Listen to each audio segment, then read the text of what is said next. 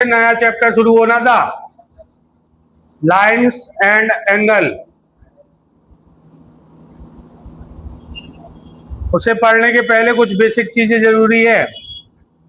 उन बेसिक चीजों में जो इंपॉर्टेंट थी वो हमने ज्योमेट्री में भी पढ़ी थी, इक्विलेट ज्योमेट्री में। ये पढ़ा था हमने लास्ट क्लास में। क्या पढ़ा था? पॉइंट। क्या पढ़ा था?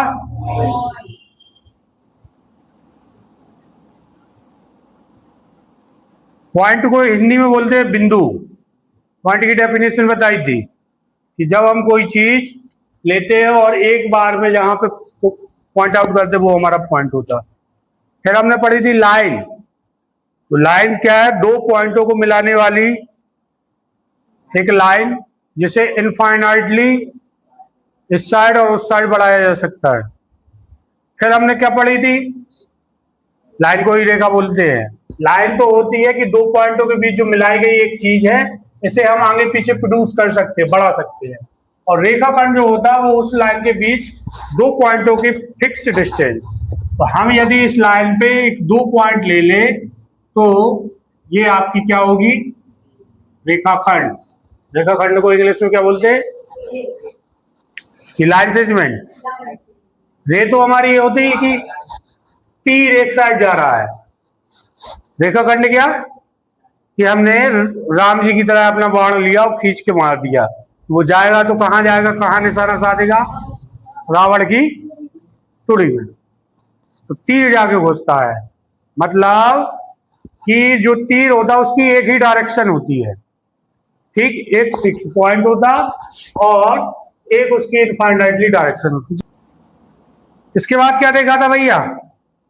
Parallel line. कोई बताएगा पैरेलल लाइन का एग्जाम्पल? समांतर रेखाएं।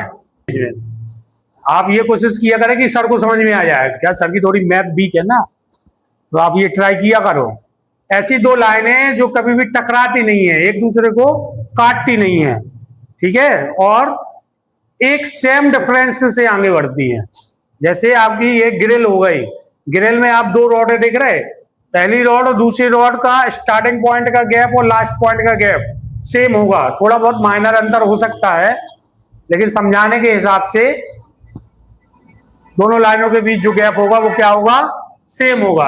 आप इस बोर्ड से देख लीजिए, ये वाली पट्टी और नीचे की पट्टी, यहां इन दोनों लाइनों का जो गैप होगा, मान लो 6 फीट या 5 फीट है, या 30 सेंटीमीटर मान ले रहे अपन।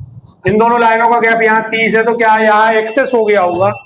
31 वाली तो ऐसी भाग जाएगी, 29 वाली ऐसी होगी, और अगर इन्हें आगे बढ़ाया जाएगा तो ये कहीं ना कहीं आगे जाके मिल जाएंगी। तो ये लाइनें पैरेलल नहीं कहलाती। पैरेलल क्या कहलाती? जब दो लाइन उनके बीच का डिफरेंस स्टार्टिंग पॉइंट पे और लास्ट पॉइंट पे सेम हो।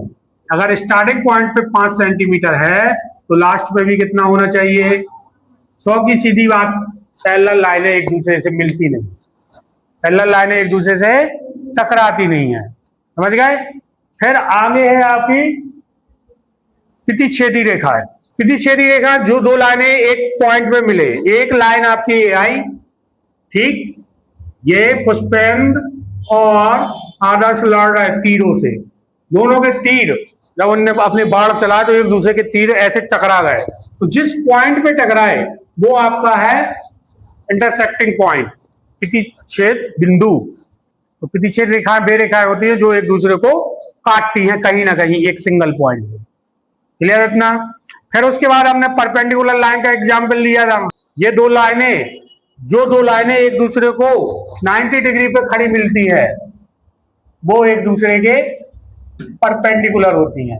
समझाया था ये एक लाइन चली आ रही, यहां गिरी तो 90 डिग्री का एंगल इस साइड बनाया, तो बचा हुआ इस साइड कितना बनेगा? क्यों बनेगा 90?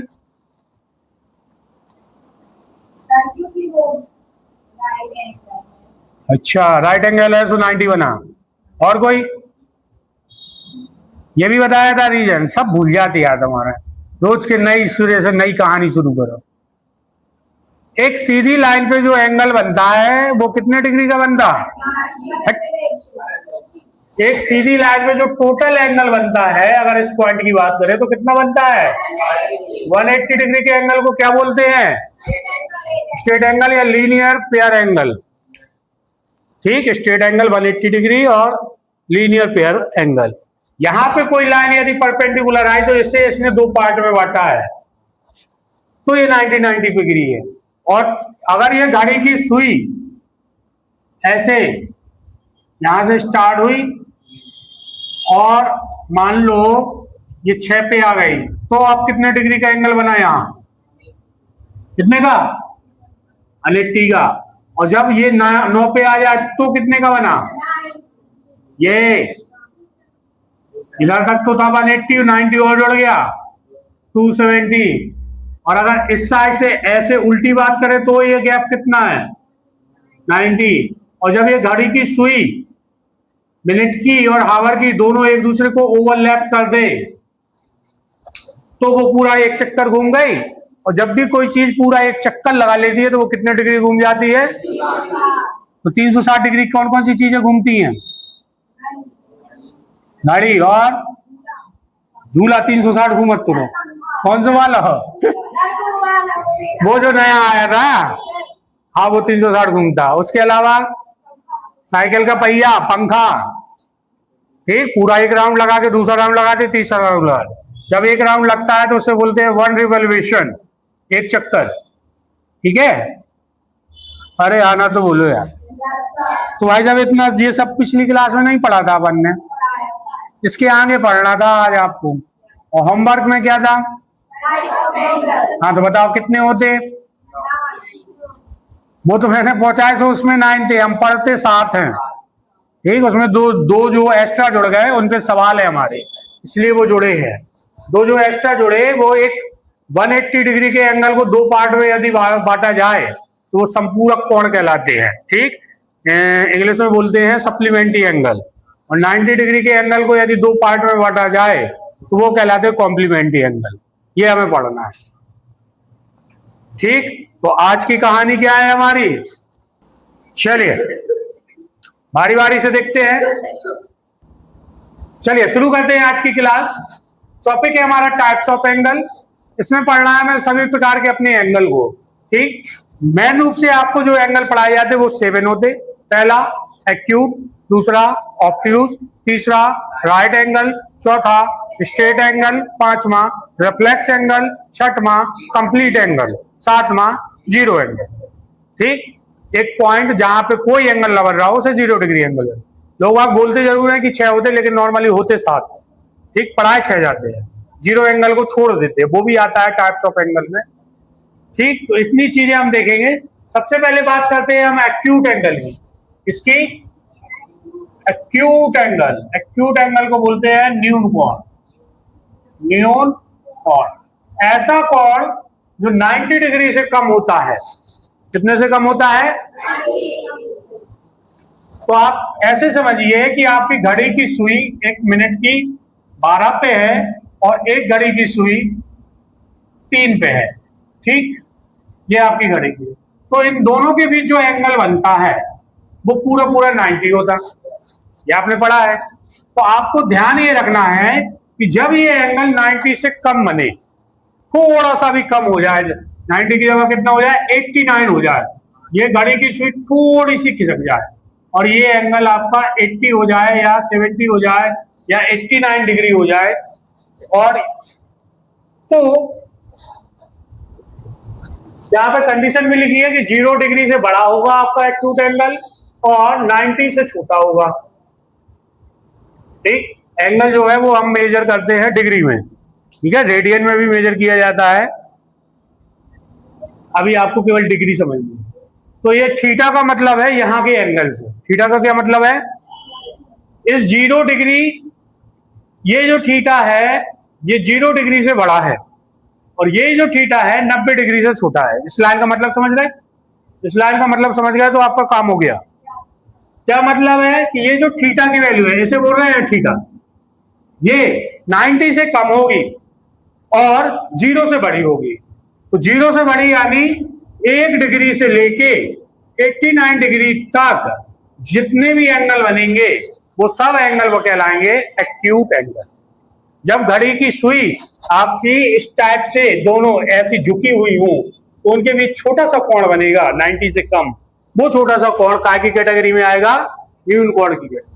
मैं नहीं कह रहा, देखो यहां लिखा भी है, जिस कोण का माप 0 से अधिक और 90 से कम होता है, an angle whose measure is greater than 0 and less than 90 is called acute angle. समझ गए? चलो सेकंड वाला जाने अनजाने में हमने समझा ही दिया। सेकंड एंगल क्या बताया आपको? Right angle. राइट एंगल को हिंदी में क्या बोलते हैं भैया? Right angle. राइट एंगल को बोलते हैं समकोण। कब बनता है ये? जब एक रे आपकी ऐसे और एक रे ऐसे और बीच में ये उसका मेजरिंग पॉइंट, यहां हमें वो नापना है। तो जब दोनों लाइनें एक दूसरे के परपेंडिकुलर होती हैं, समझाया था, लंबवत होती हैं, तो वहां जो एंगल बनता है वो पूरा पूरा 90 बनता है। और पूरे पूरे 90 डिग्री के एंगल को ही हम क्या बोलते हैं? Right angle.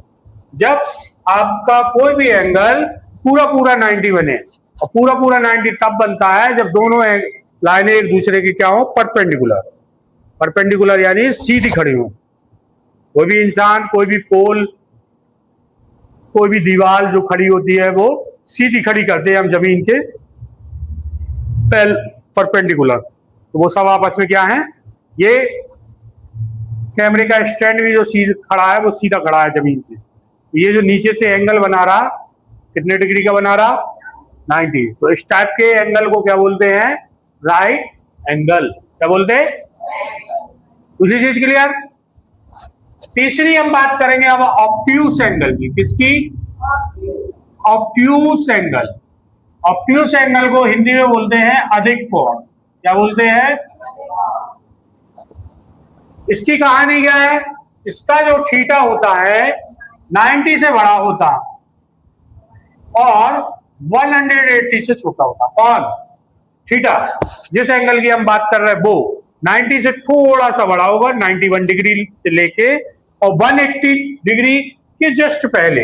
यानी क्या क्या हो सकता है? 91 डिग्री से 179 डिग्री तक जितने भी एंगल वाले चीजें आएंगी वो सब क्या कहलाएंगी? ठीक। अब घड़ी की सुई कितना बजाएगी?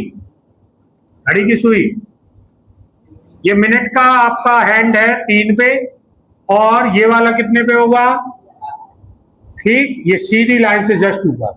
यहां जो एंगल बनेगा कुछ भी हो सकता है, ये 91 से ज्यादा, 179 से कम, तो ये मान लो ये 160 डिग्री का बन रहा है। तो ये कौन से एंगल में आएगा?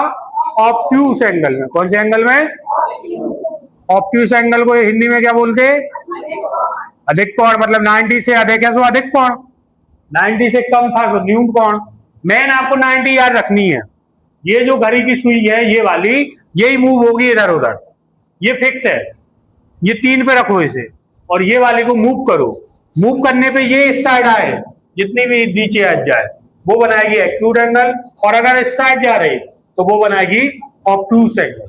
रदक की कहानी के लिए आगे बढ़ते हैं। तो ये 3 इंपॉर्टेंट है, एक्यूट, राइट, ऑब्ट्यूस। एंगल इसलिए भी इंपॉर्टेंट है क्योंकि अभी आप टाइप्स ऑफ एंगल पढ़ोगे। इन्हीं एंगलों में मैं एक लाइन और ऐसे मिड कर दूंगा तो ये बन जाएगा आपका ट्रायंगल। और ये जो ट्रायंगल बनेगा ये भी 6 टाइप के होते हैं। 3 होते हैं एंगल के अकॉर्डिंग और 3 होते हैं साइड के अकॉर्डिंग। तो जब हम टाइप्स ऑफ ट्रायंगल पढ़ेंगे तब इसे और अच्छे से देखेंगे, लेकिन उसके लिए आपको ये टाइप्स ऑफ एंगल पहले अच्छे से आनी चाहिए, तब हम उन्हें और अच्छे से समझ पाएंगे। क्लियर? चौथा जो था वो हमें लेना था स्ट्रेट एंगल। क्या लेना था? Straight angle. स्ट्रेट एंगल को बोलते हैं सरल कोण। सरल कोण। अभी अभी पढ़ के आए हैं आपने, इसे लीनियर पेयर भी बोला है। क्या बोला?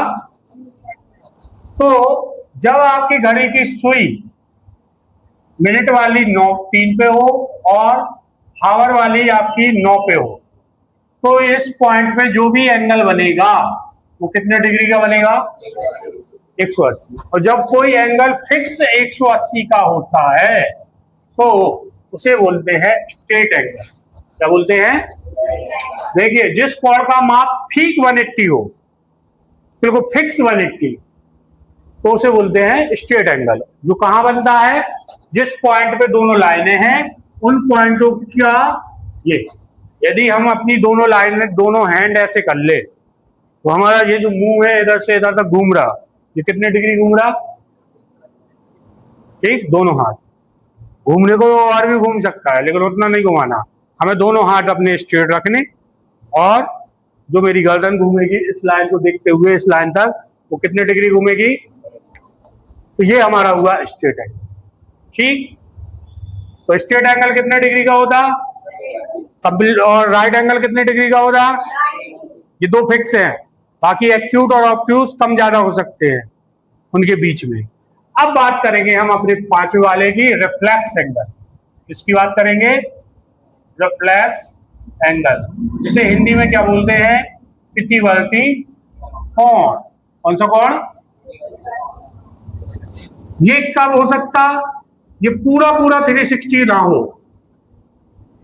ठीक, 360 से कम हो और 180 से ज्यादा हो।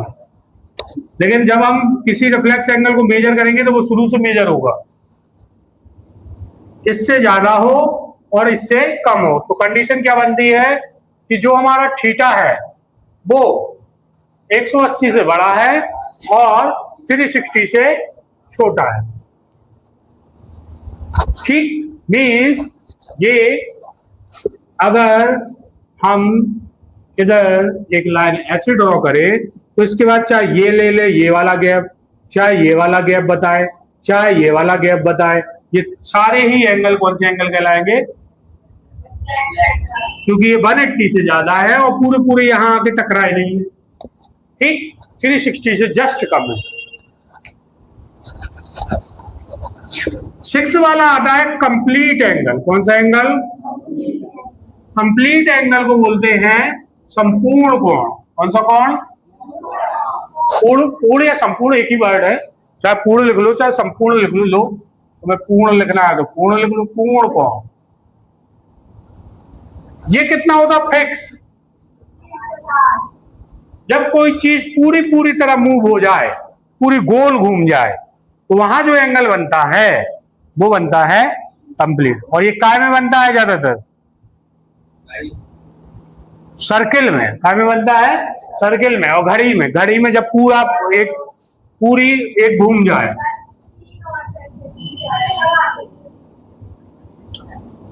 ये हमने सर्किल बनाया, ये हमारा सेंटर था। जब आप प्रकार रखते हो और एक से स्टार्ट करते हो और उसे पूरा घुमा देते, यहीं से घुमाना शुरू किया और यहीं पे ले आए, तो यहाँ जो बीच में जो एंगल बना वो पूरा घूम गया। पूरा घूम गया मतलब कितने डिग्री? 360 डिग्री। जिस कोण की माप 360 होती है, देखिए घूमी पूरी। ये आपका यहाँ इस पॉइंट पे हमें मेजर करना, तो यही घड़ी की सुई यहां से मूव होना शुरू हुई और वापस यहीं आ जाए, तो यहां कितने डिग्री का एंगल बनेगा? 360 डिग्री। ये कहलाता हमारा। ठीक, अब बात करते हैं लास्ट जीरो एंगल की। किसकी? Zero angle. देखो, अगर काम हुआ है, कोई चीज घूमी है, तो वो पूरी पूरी घूम गई तो 360 है, और काम नहीं हुआ, स्टार्टिंग ही वहां से हो रही और पूछा जा रहा है कितने डिग्री का एंगल बन रहा, तो कितने डिग्री का बनेगा? जीरो। जैसे हमें एक बंद घड़ी मिली, ठीक, कौन मिली? और घड़ी भी हमें कहां पे बंद मिली? पहला वाला कोण हमारा ये वाला यहां 12 पे है और दूसरा वही कांटा यही है 12 पे, और हमने जैसे ही इससे सेल डाला ये चलना स्टार्ट करेगी। लेकिन सेल डालने के पहले ये दोनों कांटे एक दूसरे को ओवरलैप कर रहे थे। उस टाइम पे घड़ी जो एंगल बना रही थी दोनों कांटों के बीच में, वो कितने डिग्री का बना रही थी? जीरो। और जब घड़ी काम करना शुरू करेगी और जब पूरा 1 मिनट का पूरा चक्कर लग जाएगा, तब कौन सा डिग्री का एंगल बनेगा? 360। दोनों में अंतर है, समझना। काम पूरा हो गया तो 360, काम स्टार्टिंग में चेक कर रहे हैं अपन तो 0 डिग्री।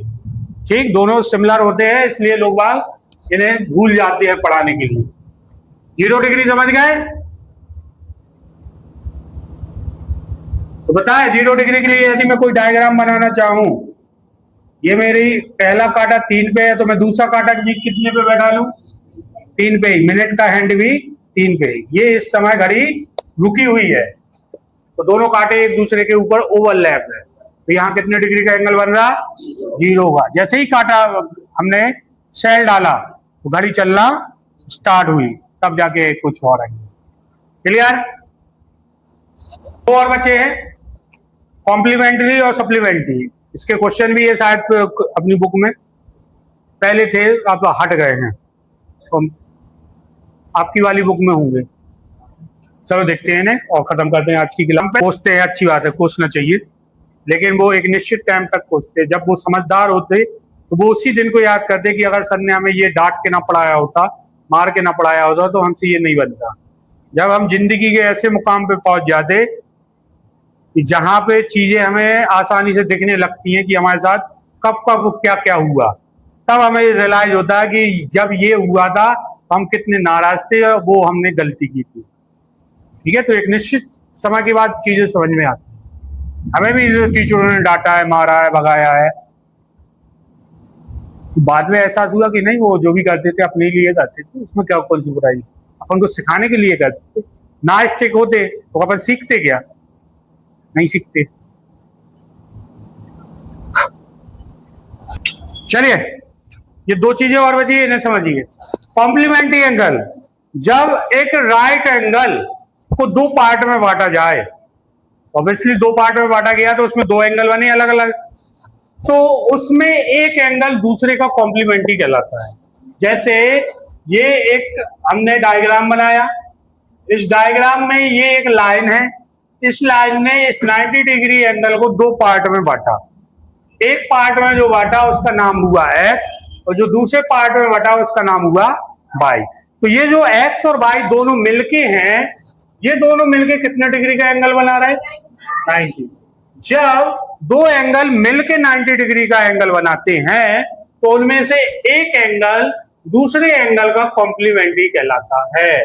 यदि एक एक्स है तो दूसरा होगा 90 माइनस वाई, और यदि एक वाई है तो दूसरा होगा 90 माइनस एक्स। एक एंगल दूसरे एंगल का कॉम्प्लीमेंट्री कहलाता है। ये 90 डिग्री के एंगल को यदि कोई लाइन दो पार्ट में बांट दे तो उन दोनों का जो सम होता वो कितने डिग्री होता? ये है आपका कॉम्प्लीमेंट्री एंगल। सिमिलरली ऐसे ही सप्लीमेंट्री एंगल है। सप्लीमेंट्री एंगल आपने पढ़ा है, एक सीधी लाइन है, उस लाइन पे यदि एक पॉइंट हम लेते हैं तो वहां 180 डिग्री का एंगल बनता। इसी को आप लीनियर पेयर एंगल बोलते हो, और यही हमारा टॉपिक भी है एक्सरसाइज का। ठीक, तो जब यहाँ पे 180 डिग्री का एंगल बना और मैं जबरदस्ती एक लाइन इसमें फंसाऊं, ठीक, चाहे मैं ऐसे फंसाऊं चाहे मैं ऐसे फंसाऊं, कैसे भी फंसाऊं, तो वो उसे दो पार्ट में बांटेगा। तो जब कोई एंगल दो पार्ट में बटा और उनका सम कितना आया, तो वो एक एंगल दूसरे एंगल का कितना होगा? सप्लीमेंट्री होगा। तो हम यदि x बोले तो वो 180 माइनस वाई होगा, और यदि y बोले तो वो 180 minus X. x equal 180 minus Y, यानी एक एंगल दूसरे एंगल का सप्लीमेंट्री, एक एंगल दूसरे एंगल का सप्लीमेंट्री। क्लियर? इतना कॉम्प्लीमेंट्री एंगल समझ गए? कॉम्प्लीमेंट्री एंगल पूछा जाए तो दोनों को सम करके इक्वल में कितना रखना? 90। और सप्लीमेंट्री एंगल पूछा जाए तो दोनों को सम करके कितना रखना? क्लियर? तो ये थी आज की क्लास। अगली क्लास में हम एक्सरसाइज पढ़ेंगे। उसके पहले कंडीशन ये है कि ये इतना सबको आना चाहिए, क्योंकि अब मुझे स्पीड में नहीं भागना है, क्योंकि मैं देख रहा हूं मैं आगे आगे पढ़ाता जा रहा हूं, किसी को आग कुछ नहीं रहा है।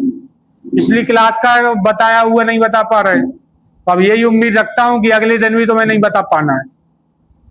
ठीक, केवल लिखने से काम नहीं चलेगा, अब पूछूंगा भी मैं। तो क्या कुछ लोग बहुत चालाक होते हैं, पीछे कॉपी में लिख लेते, वही कॉपी नीचे रख लेते, फिर पलटाते हैं, बीच में उंगली रखे रहते रफ में। ये सब मैंने भी किया है, इसलिए मुझे मालूम है। Thank you.